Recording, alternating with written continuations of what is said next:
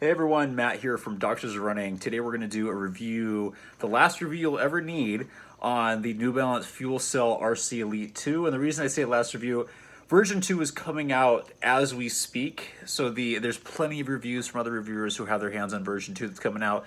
Looks like it'll be an interesting shoe, very excited and to see if we can get our hands on it. I was extremely late to the party on this one. This was actually a personal purchase. And one of the reasons I waited so long is I didn't think the shoe was going to work for me based on a couple of mechanics here, but I'm really happy I got to experience this shoe. It's not something that I personally would choose to race in, but I think it's a great option for a very unique population. And one of the reasons I've really loved it is getting my feet in it and understanding who this might work for. So I treat a large number of runners down here in Southern California, and every person's going to be different. They're going to have different needs. Their feet are going to move differently. Their biomechanics are going to be different, and that's okay. And what that means is we have to find the unique things that work for them, or you need to find unique things that work for you. So one of the reasons, an inspiration for this, one of the reasons that I liked the FuelCell Rebel so much was that it had a ton of this similar lateral sole flare, which for me doesn't work. I tend to be somebody that collapses and goes a little bit more medial, so I need a little bit more material on the inside, but not everybody's like that. So this shoe for me, super soft, very, like, a little unstable again, but not bad. Still, I use it for shorter runs where I really just want something fun to run in. But for those people that tend to go really far out here and have a lot of trouble trying to stay stable, they might be avoiding the first ray, or they might be having trouble getting their first ray down on there, right? Not everybody goes this way. There's a plenty of people that go this direction, can have various ailments from going a little too far here or not being conditioned enough, a lot of stress on the lateral toes. So those individuals do very well with shoes like the FuelCell Rebel, which also has a very similar amount of lateral sole flare, and they do very well on this shoe. So it's been very fun to go, hey, you know, you really like the Rebel, things are doing better, your mechanics are better, you have less pain, you want to run faster now, this might be a shoe you want to try. And so I've had a lot of people have success with this shoe and get back to racing. I treat a lot of older individuals, so masters runners that have done very well in this shoe, keeping them and helping them pivot a little more central rather than avoiding going too much this direction.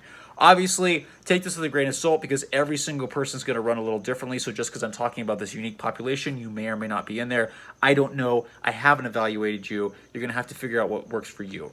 But I like this shoe because it's for those people that want a super soft shoe.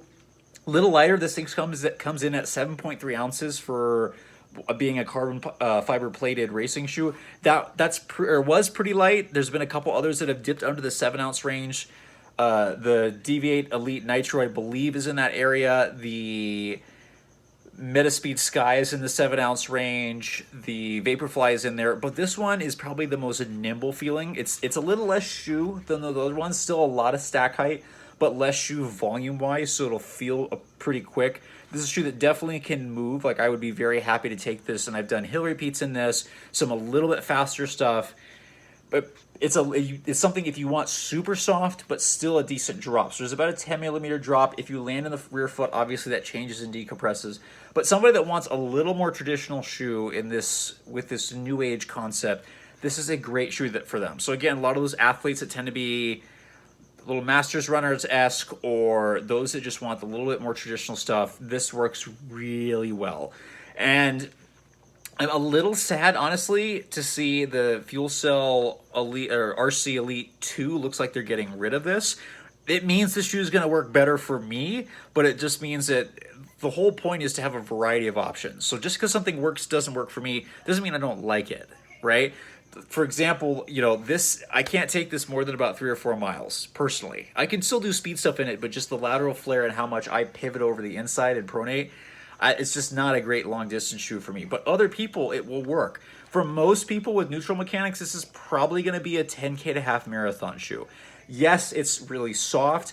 Yes, there's a carbon fiber plate here. Yes, there's a lot of stack height. It's just you got to realize that the softness in the plate make it a more aggressive shoe. I think this shoe is a little bit on the faster end, whereas something like the FuelCell RC Elite 2 is probably going to be more along that half to full marathon-esque ride. This one again, upper, by the way, super comfortable, right? Really nice against bare skin, even with some of this little this transition in the heel here that you can't really see between some of the cushioning up here and the here. Really nice, really breathable upper, nice and comfortable. Definitely fits a teeny bit more snug, and those people that want a little bit more wrap around here, not going to have it, right? So if you're like me, you're going to be hanging off the inside. But if not, this shoe is great for that. Very nice upper. I think I can feel a very mild heel counter in here, but on the run, couldn't feel it at all, and that's always a good thing, but there already feels like there's pretty good, decent structure, as much as you might need for a lightweight racing shoe. This locks on really well. It is flexible enough that there is not a lot of upper stability when you turn, but that's not the point of this shoe. The point is going forward. If you have to turn, this may not be the best option with this upper, and that's something I think you'll see corrected in version 2. But for going in a straight line, this is great. What I'm going to really miss in the version 2 is these lugs, or these nubs, I'm sorry. These grip like none other. I miss these. I used to run a lot of New Balance flats that have this stuff, so it's really nice to have this come back. And this grips like none other. I've taken this on a little dirt. I was a little afraid to do that because it is a white shoe. But man, the grip is fantastic. Heel, not so much, pretty smooth. But even wet, I took this out when it was raining, grip is phenomenal. So if you're worried about grip, this has got it. I wish they would keep this in version 2. They claim and said that the new material is going to be pretty grippy, but we'll see. It's hard to beat this stuff. Very classic New Balance racing shoe. Some of the old school racers definitely had this and gripped super well. So it's just fun to get to try this. It is both seeing a new shoe, but seeing a lot of different technologies that maybe go, wow, like it's cool to see this again. FuelCell, again, as I mentioned, it's so soft. It's one of the softest shoes I feel like I've tried. There's so much give to the sole that if that's what you like, this is it. Firmness is not what goes here. Yes, I wouldn't even say stiff. I almost didn't notice the plate until I picked up the pace because the sole is so soft and compresses. But it's a super soft ride. So if you like soft, this FuelCell is going to be it. Again, really interesting shoe. One that, to be honest, doesn't work for my mechanics long term. I do like running short in this just because it's so soft and it's really nice for shorter runs. But this is going to work really well for those people that have unique mechanics that tend to go a little bit more off the lateral side than the medial side. Those people like, I can't find a shoe that seems to stabilize me well. I don't do well with stability, or at least stability on the medial side of the shoe. I feel like I'm pivoting off too much off the outside. If I hesitate to use the word supinate, but that might be what we're talking about off the forefoot, just because that's kind of an older term and also describes a normal motion. So I hate to make that term sound pathologic, but people who are pivoting too far off the lateral side, this flare, the lateral flare here, is going to do a really good job. It is curved, so it's not going to cause a lot of trouble. And the sole compresses nightly. So people that are worried that are forefoot strikers, when you land, this compresses really nice. For heel strikers, when you go up here, it's going to keep you nice and centered. It's a nice shoe. It was nice to see this. I'm kind of sad to lose this again, even though it doesn't work for my mechanics.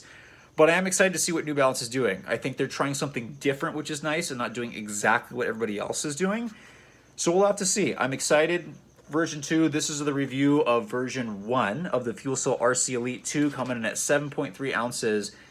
One of the softer shoes you're going to feel, but still feels really light and nimble. I think for most people, 5K to marathon. For me, tops out at a couple miles for short runs. But I encourage you, try this stuff. Let us know what you think in the comments below. This is going to be either you love it or you hate it. I really enjoy it for being able to give people ideas and shoes that work for them. So again, as always, thanks for watching. Check us out on Doctors of Running, both our main website. You can check us out on Instagram, Twitter, LinkedIn, on Reddit, all the social media platforms, obviously Anchor, YouTube, listening in. So appreciate you listening. Please like and subscribe. Leave some comments below. Tell us what you like. Tell us what you don't like. Be honest. We take the feedback very seriously because our goal is to improve and give you guys better information, guys and gals. So thank you guys again for watching. Have a good night. And I'm going to have the worst exit ever. Awkward.